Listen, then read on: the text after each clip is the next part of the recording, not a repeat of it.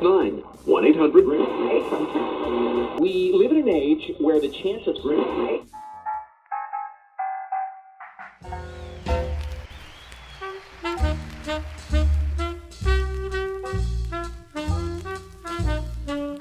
Sounds incredibly complex. It sounds like students, you need to have abilities that span. I'm really geeking out here.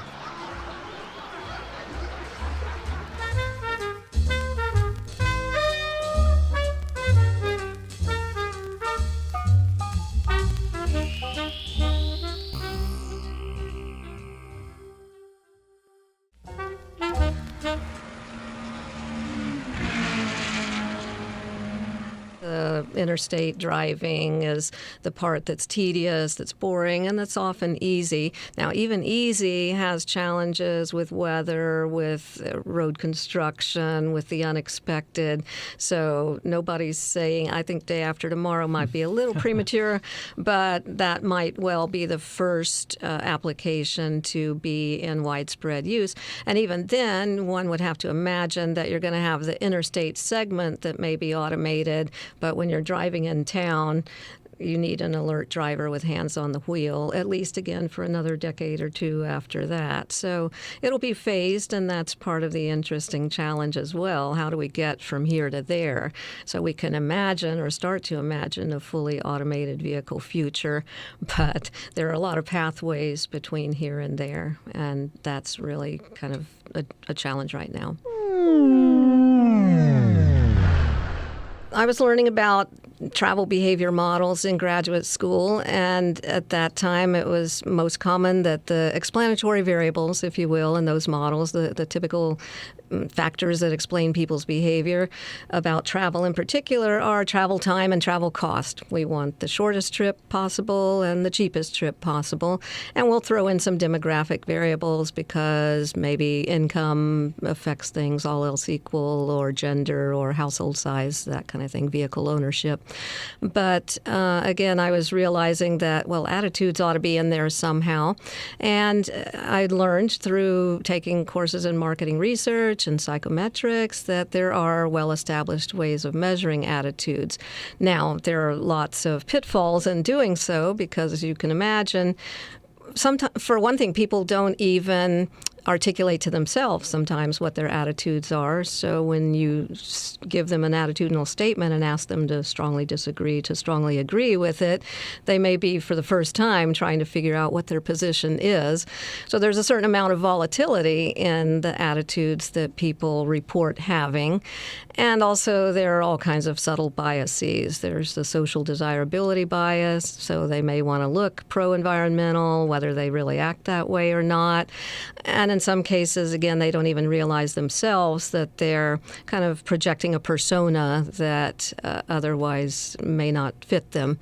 But there are techniques in survey design, and I teach a graduate class in survey design methods. So there are lots of little tricks to help reduce those biases. We don't necessarily get rid of them entirely, but a well-designed survey, I think, can go a long way toward eliciting at least a kernel of truth, if you will, about people's attitudes.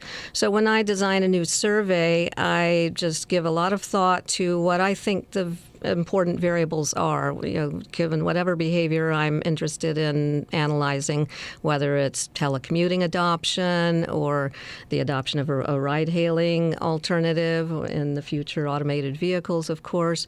So what are the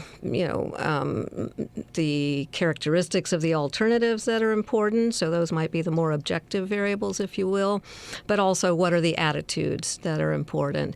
And then we spend tons of time writing attitudinal statements, refining them, pre-testing them, getting enough of them to kind of triangulate, if you will, on an attitude of interest, doing that for multiple attitudes of interest. And so it's a long process that I think is often underestimated. I try to teach my students in the class that you can't possibly do justice to a really good attitudinal survey in a short amount of time. time. And so, but having said all that, it's served us very well over the years. I think we can do a respectable job of measuring attitudes, of incorporating those measured attitudes as explanatory variables into models.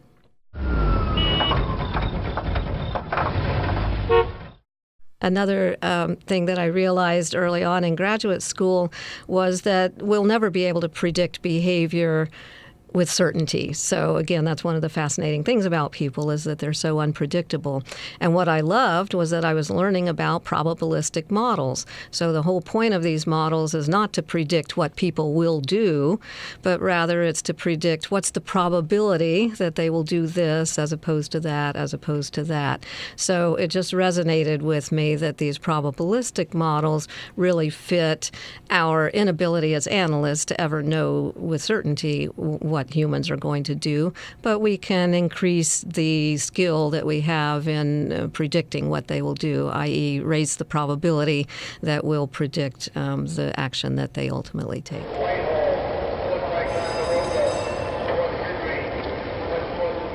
That has been very heartening to see the increased level of support for transit, and in some counties that historically, at least on net, had not been supportive of it. And that may be partly a millennial influence as well. Certainly, I think a generational shift in how transit in general is perceived, and in Atlanta in particular. So I think there's a much wider spread understanding now that we need it throughout the entire metropolitan area, not just in Fulton County or the surrounding inner suburbs, if you will. So that is exciting. I hesitate to give much advice to people who are out in the trenches, and I think they're already aware of the kinds of things that need to be done. I'm delighted to see more attention being paid to bicycle infrastructure, to making locations more pedestrian friendly and more mixed use so that we have more activities to walk to or bike to. So I think that's also a thrilling development here in Atlanta and around the country, that in the past, car was king and they got first priority and everything else had to wait in line.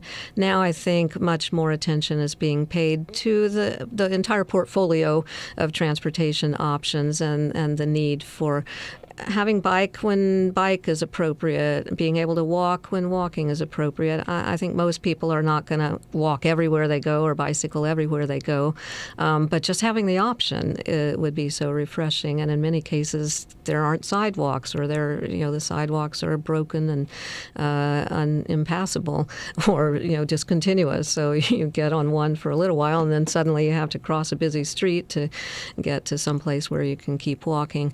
So we have a long way to go, but it's really reassuring that some funds are going to be devoted to the problems we have.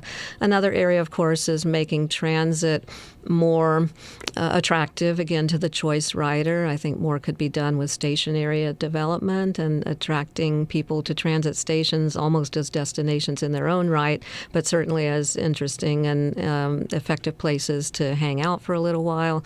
And, of course, outfitting transit vehicles to make it easier to work on them or to use the time in other meaningful ways would also be helpful. This is a serious situation. West side, Fulton Industrial Boulevard. Serious rollover injury crash here. All lanes blocked on Fulton Industrial Boulevard.